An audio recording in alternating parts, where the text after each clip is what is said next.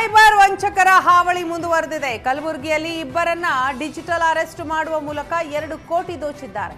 ವೈದ್ಯ ಶಿವಶರಣಪ್ಪ ಬಿರಾದಾರ್ಗೆ ಖದೀಮರು ಮೋಸ ಮಾಡಿದ್ದಾರೆ. ಮುಂಬೈ ಕ್ರೈಮ್ ಬ್ರಾಂಚ್ ಪೊಲೀಸರು ಕರೆ ಮಾಡ್ತಾ ಇದ್ರು. ಹಣ ವರ್ಗಾವಣೆಯ ಕೇಸ್ನಲ್ಲಿ ಭಾಗಿಯಾಗಿದ್ದೀರಿ ಅಂತ ಬೆದರಿಸಿದ್ದಾರೆ. ಆದರೆ ಶಿವಶರಣಪ್ಪ ಮನಿ ಲ್ಯಾಂಡ್ರಿಂಗ್ ಗೊತ್ತಿಲ್ಲ ಅಂತ ಹೇಳಿದ್ದಾರೆ. ತಪ್ಪು ಮಾಡದಿದ್ರೆ ಹಣ ವಾಪಸ್ ಜಮೆ ಆಗುತ್ತೆ ಅಂತ ಹೇಳಿದ್ದಾರೆ. ಪೊಲೀಸರ ವೇಷ ತೊಟ್ಟು ಠಾಣೆಯಿಂದಲೇ ವಿಡಿಯೋ ಕಾಲ್ ಮಾಡಿ 1,26,00,000 ರೂಪಾಯಿ ವರ್ಗಾಯಿಸಿಕೊಂಡಿದ್ದಾರೆ. ಸಂಬಂಧಿಕರಿಗೆ ಘಟನೆ ವಿವರಿಸಿದಾಗ ಮೋಸ ಹೋಗಿರೋದು ಗೊತ್ತಾಗಿದೆ. ಕಲಬುರಗಿ ಸಿಇಎನ್ ಪೊಲೀಸ್ ಠಾಣೆಗೆ ದಂಪತಿ ದೂರು ಕೊಟ್ಟಿದ್ದಾರೆ.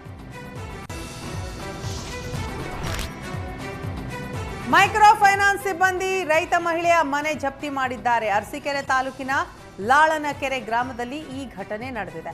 ಖಾಸಗಿ ಫೈನಾನ್ಸ್ನಿಂದ ಮಹಿಳೆ ಮನೆಗಾಗಿ 3.5 ಲಕ್ಷ ಸಾಲ ಮಾಡಿದ್ರು. ಇತ್ತೀಚೆಗಷ್ಟೇ ಗಂಡನನ್ನೂ ಕಳೆದುಕೊಂಡು ಸಂಕಷ್ಟದಿಂದ ಹಣ ಪಾವತಿ ಮಾಡಿರಲಿಲ್ಲ. 3,80,000 ಈಗಾಗಲೇ 7.5 ಲಕ್ಷ ಸಾಲ ಕಟ್ಟಿರೋದಾಗಿ ಮಹಿಳೆ ಮಂಜುಳಾ ಹೇಳಿದ್ದಾರೆ.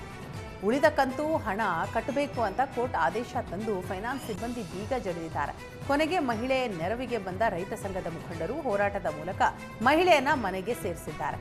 ಫೈನಾನ್ಸ್ ಕಂಪನಿ ಹಾಕಿದ್ದ ಮನೆ ಬೀಗ ಒಡೆದು ಫೈನಾನ್ಸ್ ನೋಟಿಸ್ಗೆ ಬೆಂಕಿ ಹಚ್ಚಿ ಆಕ್ರೋಶ ವ್ಯಕ್ತಪಡಿಸಿದ್ದಾರೆ. ಕುಡಿಯುವ ನೀರಿಗಾಗಿ ಕೆಳಗೋಟೆ ನಿವಾಸಿಗಳು ಪ್ರತಿಭಟನೆ ನಡೆಸಿದ್ದಾರೆ. ಚಿತ್ರದುರ್ಗ ನಗರದ ಕೆಳಗೋಟೆ ಬಡಾವಣೆಯಲ್ಲಿ ನೀರಿನ ಹಾಹಾಕಾರ ಶುರುವಾಗಿದೆ. ಚಳ್ಳಕೆರೆ ಗೇಟ್ ಬಳಿ ರಾಜಕಾಲುವೆ ಬ್ಲಾಕ್ ಮಾಡಿದ್ದರಿಂದ ಸಮಸ್ಯೆ ತಲೆದೋರಿದೆ. ರಾಜಕಾಲುವೆ ಪಕ್ಕದ ಸೈಟ್ ಅನ್ನ ವ್ಯಕ್ತಿಯೋರ್ವ ಒತ್ತುವರಿ ಮಾಡಿದ್ದಾರೆ ಅಂತ ಆರೋಪಿಸಲಾಗಿದೆ. ರಾಜಕಾಲುವೆ ಬಂದ್ ಮಾಡಿರೋದ್ರಿಂದ ಕಲುಷಿತ ನೀರು ಬರ್ತಾ ಇದೆ ಅಂತ ನಿವಾಸಿಗಳು ಆಕ್ರೋಶ ವ್ಯಕ್ತಪಡಿಸಿದ್ದಾರೆ. ಇತ್ತ ಪ್ರತಿಭಟನೆ ಜೋರಾಗ್ತಾ ಇದ್ದಂತೆ ಸ್ಥಳಕ್ಕೆ ಆಗಮಿಸಿದ ಪೊಲೀಸರು ನಗರಸಭಾ ಸಿಬ್ಬಂದಿ ರಾಜಕಾಲುವೆಯನ್ನ ಮತ್ತೆ ತೆರೆದಿದ್ದಾರೆ. ಇತ್ತ ನಿವಾಸಿಗಳು ಶಾಶ್ವತ ಪರಿಹಾರ ಒದಗಿಸಬೇಕು ಅಂತ ಆಗ್ರಹಿಸಿದ್ದಾರೆ. ಹಲವು ವರ್ಷಗಳಿಂದ ಸ್ಲಂ ನಿವಾಸಿಗಳು ಬರೋಬ್ಬರಿ 16 ಕೋಟಿ ಕರೆಂಟ್ ಬಿಲ್ ಕಟ್ಟದೆ ಬಾಕಿ ಉಳಿಸಿದ್ದಾರೆ.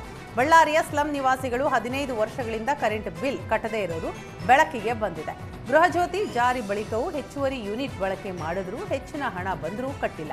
8,211 ಮೀಟರ್ ಕನೆಕ್ಷನ್ನಿಂದ 16,47,00,000ಕ್ಕೂ ಅಧಿಕ ಬಿಲ್ ಬಾಕಿ ಇದೆ. ಈ ಬಗ್ಗೆ ಸದನದಲ್ಲಿ ಚರ್ಚೆ ಆಗಿದ್ದು, ಬಡ್ಡಿ ಬಿಟ್ಟು ಅಸಲು ಕಟ್ಟಲು ಅವಕಾಶ ಕೊಡಿ ಅಂತ ಶಾಸಕ ಭರತ್ ರೆಡ್ಡಿ ಮನವಿ ಮಾಡಿದ್ದಾರೆ. ಬಿಲ್ ಕಟ್ಟಿಸಿಕೊಳ್ಳೋದೇ ಇಂಧನ ಇಲಾಖೆಗೆ ದೊಡ್ಡ ಸವಾಲಾಗಿದೆ.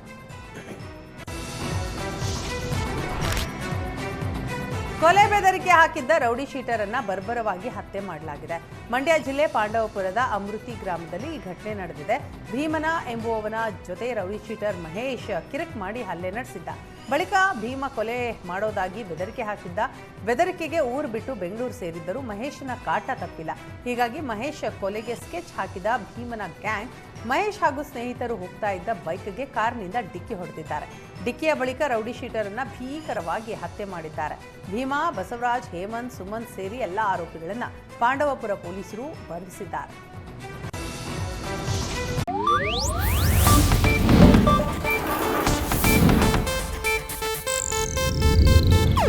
ಇದು ಏಷ್ಯಾನೆಟ್ ನ್ಯೂಸ್ ನೆಟ್ವರ್ಕ್ ಪ್ರಸ್ತುತಿ.